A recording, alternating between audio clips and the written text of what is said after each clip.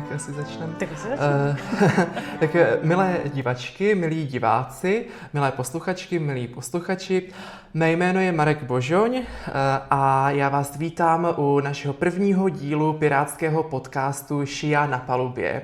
Jak už asi samotný název napoví, mou spoluautorkou tohoto podcastu je Mariam Šia, kterou tímto srdečně zdravím. Ahoj. Ahoj, taky zdravím. Majo, ty jsi zubařka, básnířka, modelka, máma, zastupitelka na karvinském magistrátu a nově také kandidátka za Piráty, Starosty a Zelené do Senátu. Která role tě teď nejvíc vystihuje? Nejvíce mě úplně vystihuje asi teda ta maminka, protože to všechny maminky tak mají, že tou mateřství dávají nejvíce ze svého času. Pak dále teda jsem zubařka a zastupitelka také, je to prostě takový mix. Nicméně, co já teda velmi oceňuji, že si řekl i tu básnířku, na tu se vždycky strašně zapomíná. Ano, samozřejmě GPT mi udělal rešerši. takže vím, že jsi i básnířka a samozřejmě jsem strašně rád, že jsi tady a možná bych rovnou přešel k takové disciplíně, kterou máme my Piráti strašně rádi. A tou je grilování. Slyšela jsem. Ty už jsi jedním grilováním prošla, ale to bylo takové soukromé, když se nám představila vlastně v Karviné a moje taková první otázka, velmi pichlavá je, Majo, o tobě je tedy známo, že jsi dlouhou dobu byla u lidovců a co tě k nim vedlo? Já jsem tedy členkou KDU-ČSL, byla od roku 2018. Do této strany jsem vstoupila, protože tehdy byl členem a předsedou místní organizace v Karviné můj dnes již bývalý manžel.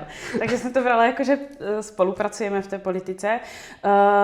Také jsem si tuto stranu vybrala, mají žlutou barvu jako svoji, já miluji žlutou teda. Jo, ale žlutá je dobrá. Takové ženské téma volby politické strany. Kromě toho je to strana s dlouhou tradicí a v té politice já mám prostě jako ráda takovou tu klidnou politiku, nehádavou, takže proto jsem si je tehdy zvolila. Jasně a taky, jak víme, před revolucí to byla jediná strana, kde jsi mohla říkat, že nesouhlasíš s marxismem, leninismem, teda to jsi nezažila, ale jediná jako, možná opoziční strana, můj strýc byl vlastně členem Československé strany lidové. No. Jo, já mám pocit, že moje jako prababička nebo takhle taky se tam nějak jako nachomítla, teď nevím, jestli v parlamentu nebo takhle, protože ona byla selka a tak jakoby někomu, jako někdo se znelíbil, tak jako ho odstranili a jako dali tam prababičku, takhle jako vším za lidovce, takže tak. Každopádně mezi námi liberály, když se řeknou lidovci, tak se vybaví Katoliban, takže Majo, víš, jako jestli je tedy hovězí a kuřecí. Teď jako ten vtip jsem asi úplně pobrala. Narážím na jednoho lidoveckého pána, poslance a jeho vystoupení, když se projednávalo manželství pro všechny, tak tam tak jako zmínil. Ano, Katotaliban to je takový jako, řekla bych, takový koslívec ve skříni trošičku pro ty lidovce, protože ne každý lidovec je katolík. To chci zaznamenat jako úplně první. Ono se to nezdá, ale není, no. Není, no. A hlavně, co jsem říkala, vždycky na těch schůzích, vlastně to KDU-ČSL bylo takové jako směřované, hlavně u nás v Karviné, že je to strana pro ty místní katolíky. A já jsem jim říkala, ale to není katolická demokratická strana, je to křesťanská demokratická strana. No. A vy vlastně musíte brát i ty ostatní křesťany. Ve chvíli, kdy se jakoby neotevřete, tak prostě ta strana zůstává uzavřená a co se, jak říkal teda pan Halík, co je bez chvění, není pevné. A my pokud nepřipouštíme nějaký vývoj, nějaké pochybnosti i uvnitř té strany, i vlastně uvnitř té církve, když není nějaká diskuze, tak v tu chvíli si myslím, že ta daná instituce je odsouzená zemřít. A já jsem právě u té KDU ČSL jsem se považovala za to velmi liberální křídlo. Ale teď si jako nepředstavujte úplně nějakou divočinu. Jo? Spíše se to projevovalo tak, že si myslím, že stát by neměl lidem určovat, jak mají žít, ale měl by tvořit zákony pro to, aby se těm lidem lépe žilo. Protože každý má tu svoji životní cestu. A je těžké soudit člověka za to, jak žije, pokud my jsme si ten jeho život nevyzkoušeli. Souhlasím a já o tobě i třeba vím, že jsi celoživotní abstinentka, tak a o lidovcích se říká, že... Nejsem celoživotní. Poslední půl rok teda abstinuji úplně. Já jsem poslední 2 roky jsem se snažila jako ten alkohol tak jako odbourat a 5 let nekouřím. Prostě ze dne na den jsem přestala kouřit. A to je super. Jo, což pro mě byl teda jako obrovský krok.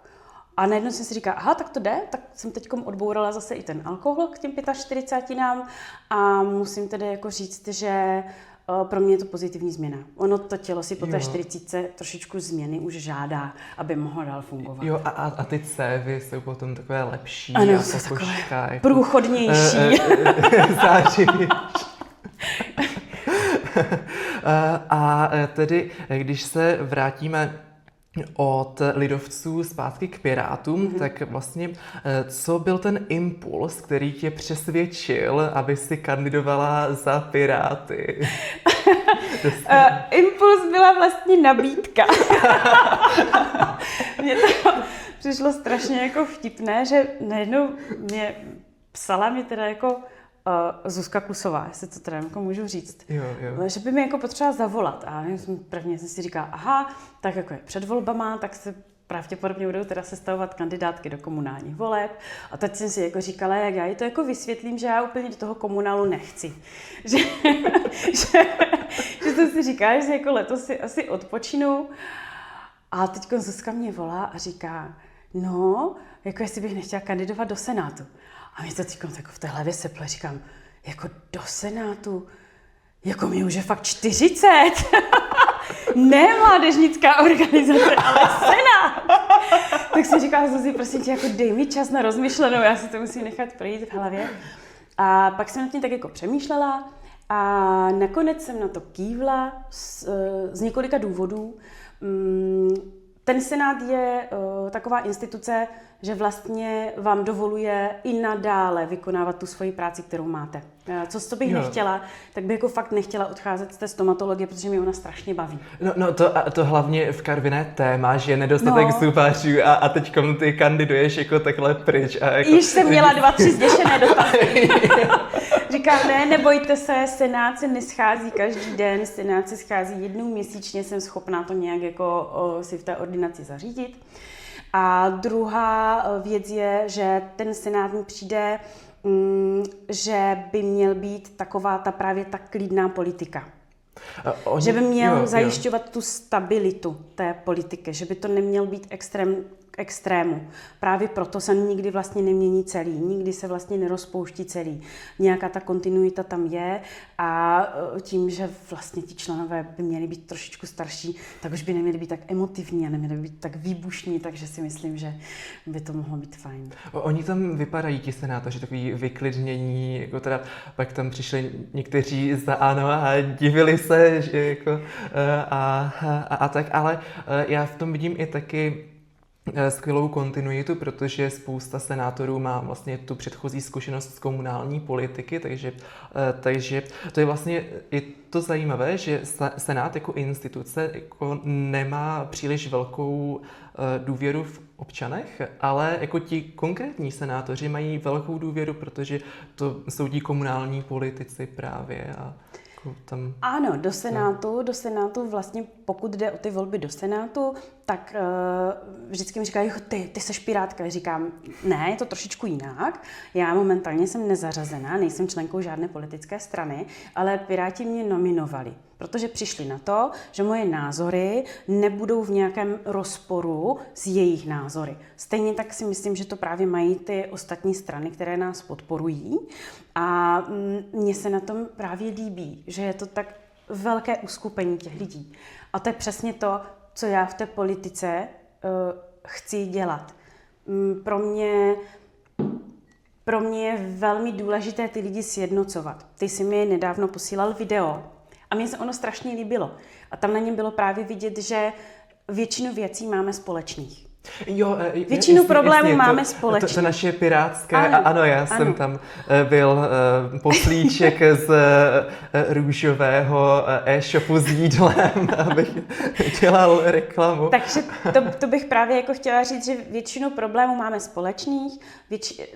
Gro lidí chce žít spokojený život a plnit si své sny. Většina lidí nemá v hlavě naprogramováno ráno vstanu a někomu ublížím. Takže já bych chtěla, aby to takto lidé vnímali a takto vnímali i tu politiku. A to je strašně hezké. Už jenom tohle slyším a chci tě volit. Další takové téma a je to i jako vždycky, na co se ptáme kandidátů na členy, jako, co chcou vstoupit do pirátské strany, je legalizace marihuany. Jako, tam by si to třeba podpořila v tom Senátu. My jsme se o tom bavili. A já jako abstinentka, mě třeba jako nevadí, že si lidi dají ten alkohol. Mně to nevadí, já tu změnu chování u těch lidí vidím. Stejně tak to je samozřejmě i s tou marihuanou. Co mě by se na tom vlastně líbilo a zamlouvalo, já bych tomu úplně neřekla totiž legalizace. Ono by to znamenalo, že bychom nad tím získali nějakou kontrolu. To znamená, že by se konečně vědělo, co se prodává. Pro mě, jako pro medika, je totiž největší problém, když do sebe pacient nebo člověk dostane něco, o čem vlastně vůbec neví, co je. A v případě, že je problém, tak my vlastně nevíme, co máme řešit.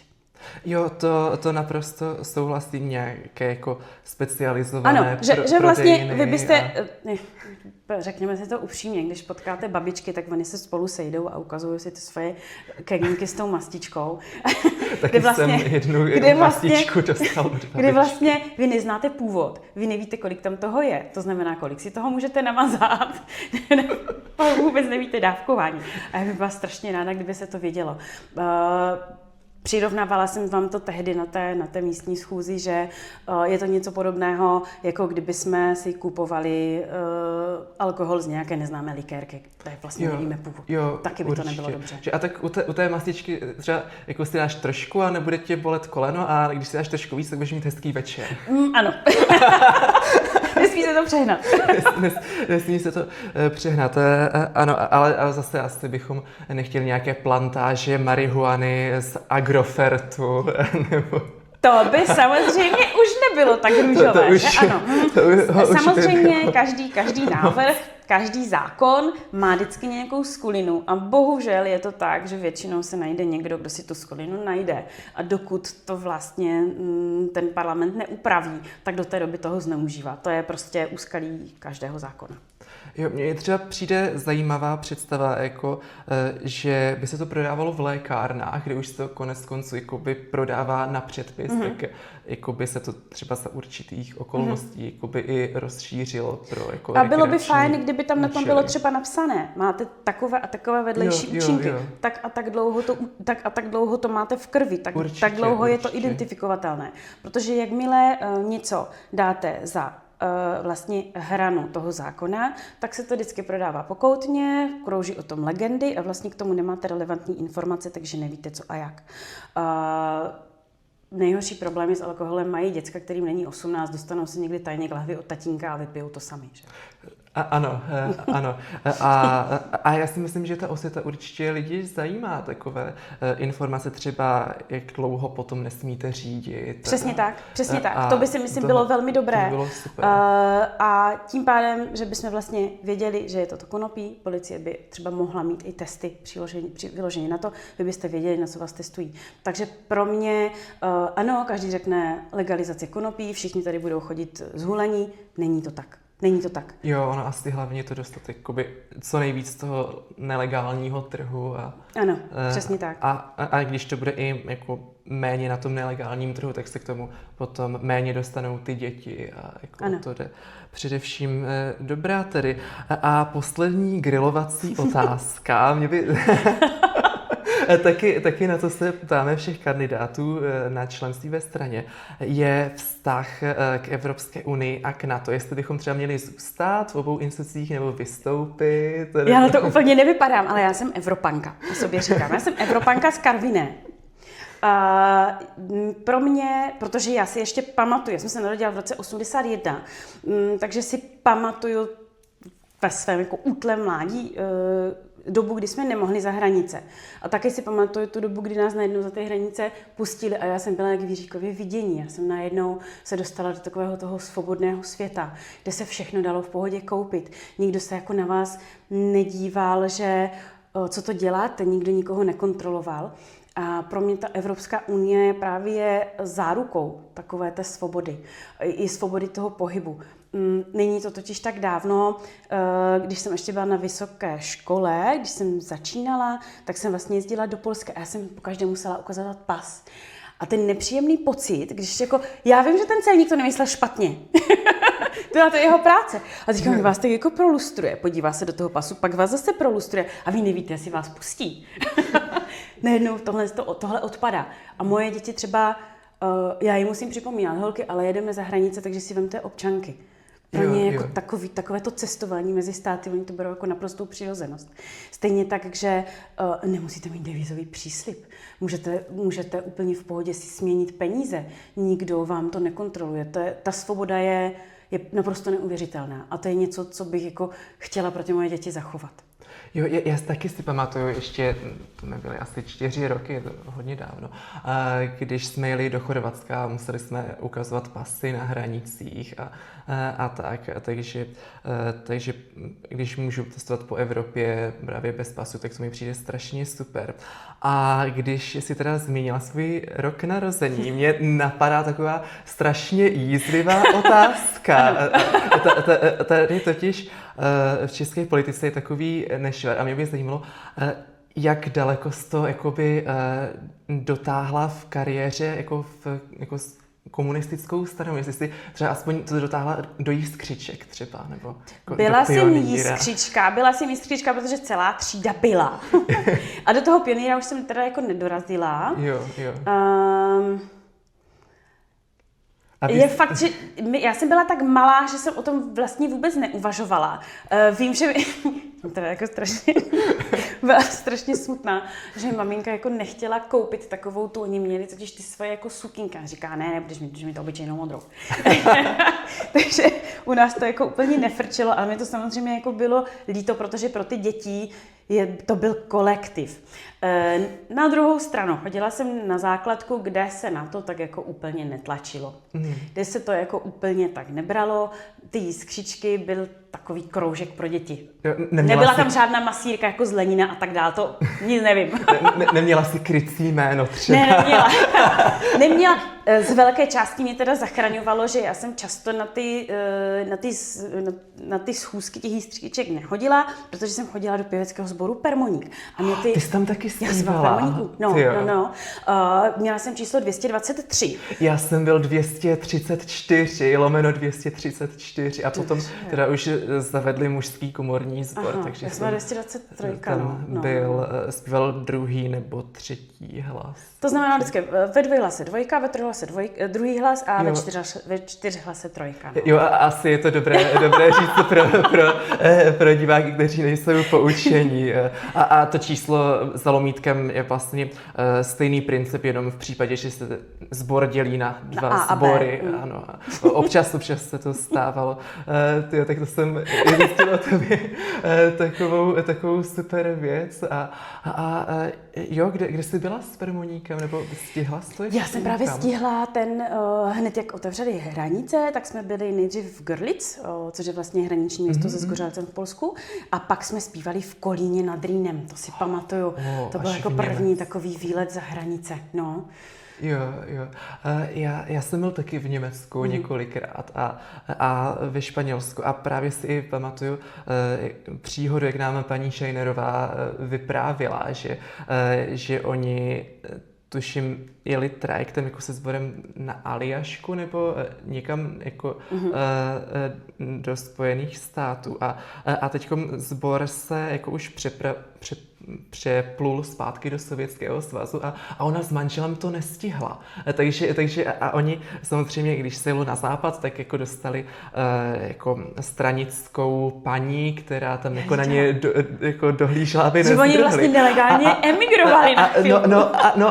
A ta paní tam byla s těma dětma jako už jako v tom Sovětském svazu a paní Scheinerová s manželem jako ještě tam jako v té Americe čekali chudáci na druhý převoz a ona tam chudák, ta paní ze strany celá nervózní, jestli se vrátí, takže i takové zábavné historky a tak každopádně já si myslím, že si grilování úspěšně zvládla. Děkuji. Že není pochyb o tom, že jsi velmi liberální kandidátka a že by tě tedy všichni voliči liberálních stran měli volit a vůbec všichni voliči, protože jsi super. A ještě teda musím říct, že tvoje maminka měla určitě pravdu v tom, že ti sluší jako modrá sukně, protože vypadáš strašně... Děkuji. Ale to není ta sukínka, jste už se tam vyrostla. A pomalu bych se teda přesunul k dalšímu tématu a to jsou tvé výsledky vlastně v zastupitelstvu v Karviné. Ty samozřejmě jsi v opozici, protože pro diváky, kteří neví, tak v Karviné teďkom má hlavní moc sociální demokracie a hnutí ANO, takže ty tam si tak jako v menšině ještě vás My máme vlastně ze 41 zastupitelů, což je karvinské zastupitelstvo, je celkem 8 v opozici, 2 jsme nezařazení, 4 jsou z SPD, 2 jsou komunisté a 1 je teda Spolu, ten můj bývalý manžel. Vlastně vy z těch demokratických stran jste tam tak jako úplně jako osamocení. Nás je tam jak šafránu. Jak šafránu. No. My jsme tam, ano. Ale ty si právě říkala, že tam jako hledáš skulinky. Hledám skulinky. Co se ti tak jako povedlo? Hledám skulinky, protože samozřejmě, když je vás 8... Ještě SPD tam... Když je tam 8, tak jako se ty cesty oficiální pro prosazování nějakých věcí hledají strašně těžko. Leda, že by, a to se nám stalo zrovna dneska. No, tyjo, tak No povídej. nedali si koaliční strany pozor a měli příliš mnoho absentujících. Až tak jako... takže neměli, takže třeba nebyli schopni jako prosadit něco, protože neměli potřebné množství hlasů, neměli 21 hlasů, no. Takže musí si dávat pozor. Ale tady v té, co se mi teda v tom komunále podařilo, tak my jsme měli problém, je vlastně zubní pohotovost v Karviné. Ta je tam prostě strašně dlouho, ještě moji rodiče tam si sloužili. Jsou to víkendy, státní svátky, není to celonoční služba, protože u těch zubů si myslím, že je to v podstatě zbytečné, jako na to neumřete, vezmete si prášek, vydržíte do rána. Ale podařilo se nám ji zachránit, protože tam byly jako takové tendence, že by jako měla zmizet, s tím, že přišla jsem teda na to a začala jsem jednat přes zdravotnickou komisi, získala jsem si kontakt na pana ředitele ředitele nemocnice a nějak jsme to domluvili, že ta zubní pohotovost teda funguje. Že vyloženě si ta nemocnice nasmlouvává ty lékaře, dává jim rozpis služeb a to si myslím, že je třeba ta cesta. Že ten ředitel by měl oslovit ty zubaře v tom svém okolí, navrhnout jim nějakou smlouvu, říct jim, pojďte ke mně pracovat, dostanete tolik a tolik a nějak mi to pokryjte. Nám zubařům to třeba hodně pomůže, protože ti pacienti, jakmile jsou ošetření o víkendu, ti, co nemají třeba toho svého zubaře, tak pak nám vlastně nepřijdou v tom pracovním týdnu. Ty se tomu směješ. Ale když ti přijde 20 lidí, jak tomu 4 navíc, tak nám jako do smíchu fakt není v té ordinaci. No? Jo, to si dokáže představit. A ono je to super úspěch, protože zubaři to je velké téma vlastně všude, hlavně v Karviné, protože všude jich je málo, možná kromě Prahy a Brna, tam si je kradou navzájem. Jim se tam líbí, no. Oni jsou, jak jsou mladí po té škole, tak oni chtějí do velkého města, že? Jo, a jestli možná třeba vystudují tu medicínu v Praze, nebo v tom Brně, takže tam třeba zůstanou? Nebo... No, že se třeba najdou partnera, nebo už si tam nějak zorganizují život, ale já to třeba úplně nechápu, protože když těch zubařů je na nějakém místě dost, tak oni jako ty pacienty přece také potřebují. Jo, tak bych jako od nich čekala, že budou chtít si nějak rozprsknout, mít ten svůj rajonek, který si budou ošetřovat. Protože ty pacienty, když si potom jako ošetříte, tak už si zvyknete a už je znáte, vy už potom znáte toho pacienta, on vám hodil ve 4 letech, najednou je mu 20, že jo? No, to tak mám se svým zubařem, že já k němu chodím přes 20 let a já teda jako nevím, jak vypadá, protože má vždycky roušku,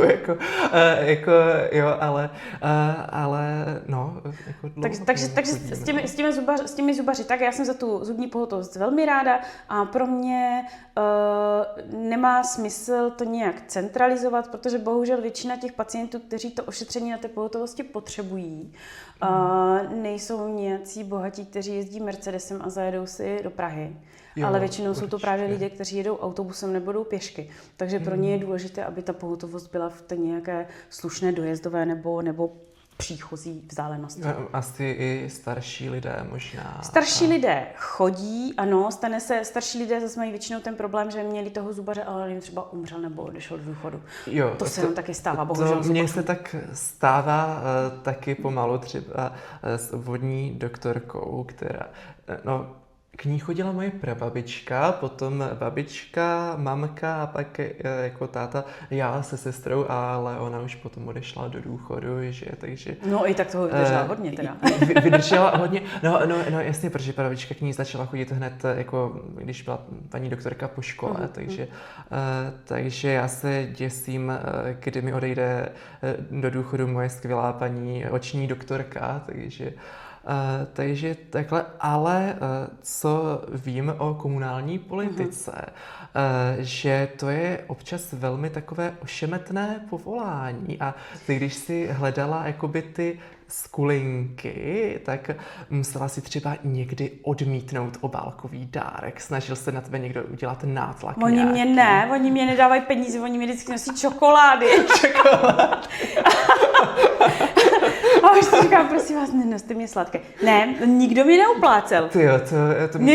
Možná kdybys byla v koalici, tak jako... Nevím, tak já si jako říkám, že furt se to povídá, že se jako všude uplácí, tak ne. Nefunguje to. Musíš si vydělat. Sama. Ale zubařce čokolády takhle nosit, to je úplně jako... To byste měla dávat lidem jako čokolády, bys měla víc zákazníků. Možná, to už víc nechci. Ne, takže já tady jako říkám, ano, jste strašně moc hodní, já si toho jako vážím, že mi chcete udělat radost, ale spíš mi vynoste ovocný čaj, ten já jako piju v práci hodně. Ale zase... My jako Piráti jsme jako jediná strana bez korupce, tak vlastně proto i jako kandiduješ za nás, že tě nikdo jako ani se nepokusil. No jako nepokusil, ale to je někde napsané, jo, že se nikdo nepokusil. Tak to je hezké, no. Ne, fakt, no. No a já teda kandiduju do zastupitelstva teďkom ve volbách za Piráty. A co bys mi tak jako poradila, jako jako, když by mě třeba zvolili, tak jako, že tam mám dělat. Ta komunální politika, ten komunál bych přirovnala k takovému tomu fungování doma. Protože ten komunální politik vlastně ovlivňuje dění v té svojí obci, takže je dobré fakt jako vědět, co ti lidé chtějí, podívat se na to, co potřebují a ono i v té komunální politice se myslím trošičku jinak volí. To je přesně to, že ti lidé se podívají, aha, toho znám, ten byl šikovný, tak toho jako zakřížkuju. Takže to se mi na té komunální politice líbí. A co teda u nás tam v tom zastupitelstvu je, že většinou dojdeme teda k nějaké shodě, což se mi jako strašně líbí. Nebyla bych v tom zastupitelstvu ráda, kdyby to byly nějaké hádky, potom nějaké jako osobní útoky, to by mi vadilo. Vždycky říkám, že my tady vlastně řídíme to město, ve kterém žijeme, my se tady fakt každý den potkáváme, takže jít si nějak jako po krku absolutně nemá smysl.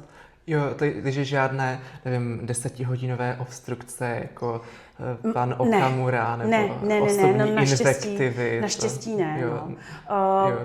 Snažíme se to fakt jako držet v těch mezích slušnosti. Já co teda musím i říct, že i v době, teda v tom roce 2023, já jsem se strašně bála jít na první zastupku, když jsem měla nahaté fotky v televizi, tak jako musím říct, že pánové byli velmi slušní.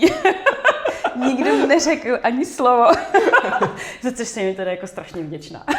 Jo, ale zase tvůj Instagram je super, ono je to takové, jakože ta body positivity a takové, jakože, nevím, jak se to řekne česky, takové empowering, to na mě působí. Jako přesně proto já to dělám. Energie z toho pozitivní a jako strašně přesně super. Proto já to dělám, jako já tak tuším, že pro Vogue nikdy fotit nebudu. Že tyto roky, když mám za sebou. Ale já jsem teda ten ročník 81, tak v 90kách byly takové ty top modelky typu Claudia Schiffer, Naomi Campbellová a tak. Každá holka chtěla být jako oni. Ale tehdy to bylo tak, že jste prostě musela mít BMI index pod 20. Jo, takže být jako hubená, no to, aby vás vůbec někdo vyfotil. A dneska se mi líbí, že jsou právě i modelky, které jsou tak jako bohatěji tvarované, že to tak jako řeknu. A že se na to jako nikdo nedívá skrz prsty. A mám doma teda teď už jenom 2 dcery, protože těmi 15 nejstarší dcera už je teda dospělá. A já bych jako chtěla, aby věděli, že na to by byly hezké, tak se jako fakt nemusí trápit hlady. Jo, že nemusí být anorektičky. Nemusí být hubené. Prostě ta krása spočívá v ničem jiném. Stejně tak jako fotím, moc nemám ráda, když mi teda fotografové retušují, protože vždycky mám jako kluci, když jste chtěli fotit Barbínu, tak si musíte nasmlouvat Barbínu. Já prostě mám 45, takže jako už to jako není úplně, co to bývalo ve 20, takže buď to s tím budeme pracovat, anebo si najděte Barbínu. Takže jako právě mám ráda, když na těch fotkách je vidět, takhle vypadá ženská, které je nad 40 a která má děti. Jo, a tak to jsou potom jiné političky, které na fotkách vypadají o 40 let mladší. Fotí se s távem.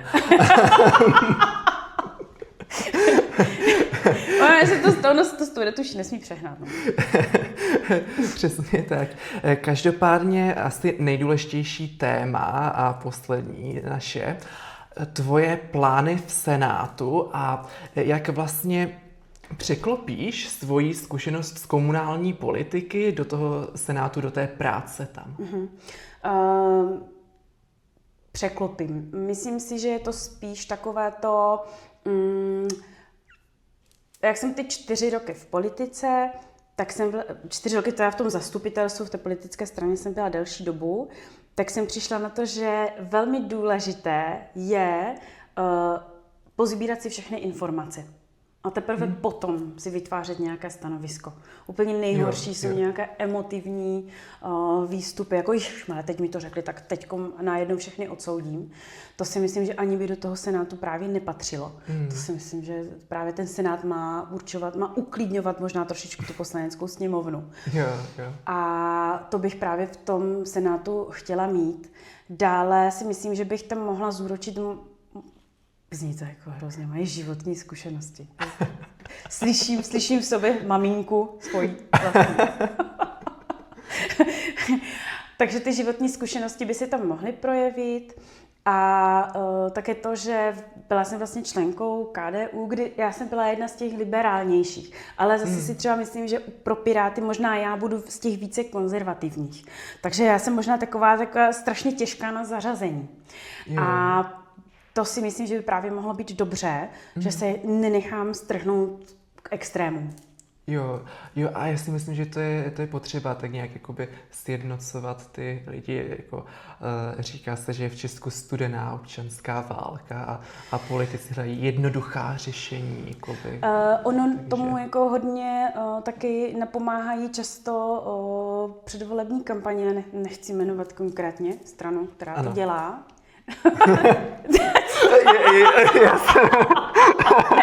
Ne. A která vlastně přímo jako čerpá z toho, že je schopná lidi vystrašit a na základě toho strachu vytvořit nějakou nenávist k té druhé skupině. A to je právě velmi špatně. To je velmi špatně a my jsme to viděli, že když vlastně vytvoříte polaritu, oni proti nám, my proti ním, tak se to vidělo vlastně v prvních prezidentských volbách, kdy nebyl prezident volen nepřímo, ale byl volen přímo. Co to s těma lidma dělalo? Kdy oni si vlastně měli vybrat jednoho z těch dvou kandidátů nakonec. Takže oni byli schopni se jako dohádat. Lidi, kteří předtím jako spolu úplně normálně mluvili, byli schopni se dohádat o to, kdo má pravdu. A stejně ty volby jako byly. Prezident se zvolil a vlastně se jako nic velkého nestalo. Takže tu polaritu v té společnosti, já jako snažím se proti ní bojovat. Jo, a to je úplně super. A já si myslím, že jako, co je strašně skvělého, nebo pro mě skvělého na tobě, že ty jsi vlastně taková noční můra Tomia Okamury, protože tvůj tatínek je lékař z dovozu. Můj otec je lékař z dovozu. No. Takže v Senátu asi potom ten zdravotnický výbor, nebo takhle to bude tvoje velké téma. Tomu zdravotnictví bych se samozřejmě věnovat chtěla. Tím, že ve zdravotnictví pracuju, tak si myslím, že do toho máme trošičku vhled. Vidím potřeby těch pacientů. Zdravotnictví, my máme skvělé zdravotnictví v České republice.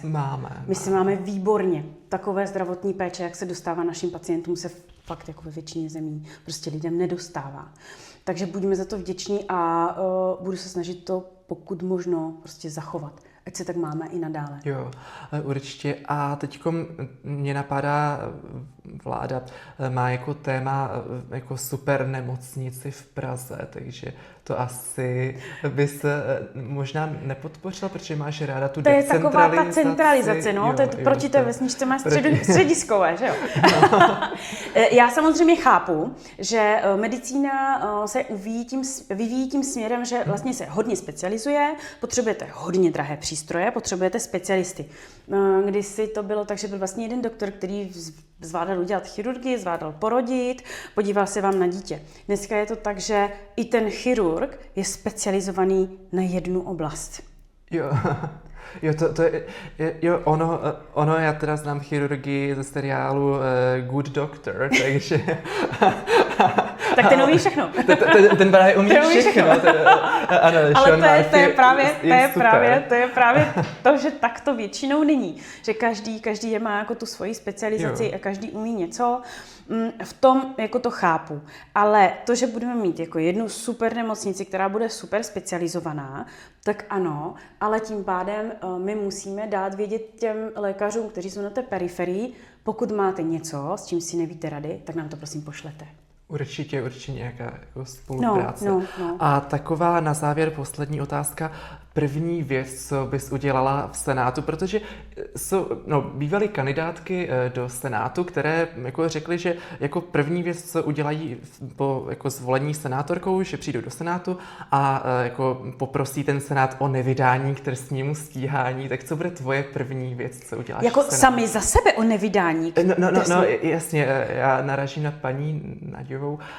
Já nejsem teda trestně stíhána, takže toto nemusím požadovat. Ano, to je ono jako by to mělo být tak jako ten základ, to jako minimum, ale je to vlastně už v podstatě plus, že jako... Už se mě na to ptali. A já tím, že nemám úplně právnické vzdělání, já těm zákonům, jako když se vždycky přečtu, si říkám, pro boha, proč to není česky? Tak bych se vlastně musela podívat na to, které zákony tam vlastně čekají na to schválení, protože Senát to buď to může úplně nechat plynout dál, nebo se může vyjádřit, že nechce, případně může dát změny. Takže bych se musela podívat, co tam teda v tom Senátu je, ale chci tím jako říct, že bych chtěla hlavně dělat to zdravotnictví. A takové to, jako, že vám teď řeknu, tak já si sednu a teď hned přepíšu nějaký zákon, tak to ne. To tak nemám. Nejsi taková aktivistka. Ne. Dobře. Že by nezůstal na kameni kámen, po mně to je. Dobře, tedy. Já ti moc děkuju za dnešní rozhovor, protože už se nám trochu nachýlil čas ke konci. Takže se s tebou budu těšit na viděnou příště a i s vámi, milé divačky a milí posluchači a milé posluchačky a milí diváci. A to je za mě všechno, tak nashledanou. Nashledanou a moc krát děkuji. Také děkuji, že jsi přišla.